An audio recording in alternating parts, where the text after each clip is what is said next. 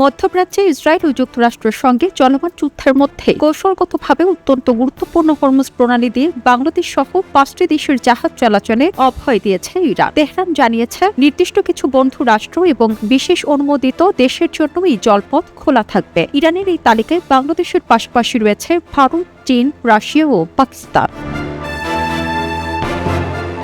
ইরানের রাষ্ট্রীয় টেলিভিশনে দেয়া এক সাক্ষাৎকারে পররাষ্ট্রমন্ত্রী আব্বাস আরাগচি বলেন, এই জলপথ পুরোপুরি বন্ধ নয়। বন্ধু রাষ্ট্র কিংবা বিশেষ অনুমোদন পাওয়া দেশগুলোর জাহাজের নিরাপদ পারাপার নিশ্চিত করছে ইরানের সশস্ত্র বাহিনী। তিনি বলেন, ভারতের 2টি জাহাজ এই পথ দিয়ে পার হয়েছে। আপনারা খবরে দেখেছেন, চীন, রাশিয়া, পাকিস্তান ও ভারত এ তালিকায় রয়েছে। এমনকি আমি বিশ্বাস করি বাংলাদেশও এ তালিকায় রয়েছে। তবে এই যুদ্ধে সরাসরি জড়িত বা শত্রুপক্ষ হিসেবে বিবেচিত দেশগুলোর জাহাজ চলাচলে কঠোর নিষেধাজ্ঞা জারি করেছে তেহরান। বিশেষ করে যুক্তরাষ্ট্র, ইসরায়েল এবং তাদের মিত্রদের জাহাজে পথে চলতে দেওয়া হবে না বলে সাফ জানিয়ে দিয়েছে ইরান।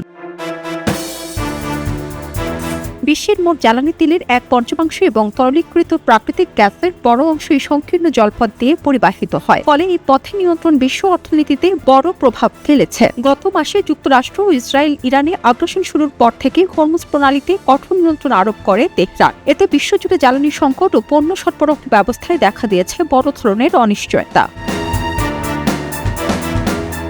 ইরান বর্তমানে ড্রোন ও ক্ষেপণাস্ত্র হামলার মাধ্যমে এই প্রণালীতে নিজেদের নিয়ন্ত্রণ বজায় রাখছে। রয়টার্স লিস্টের তথ্য মতে স্বাভাবিক সময়ে প্রতিদিন প্রায় 120টি জাহাজ চলাচল করলেও মার্চের 1 থেকে 25 তারিখের মধ্যে এই সংখ্যা কমেছে প্রায় 95%।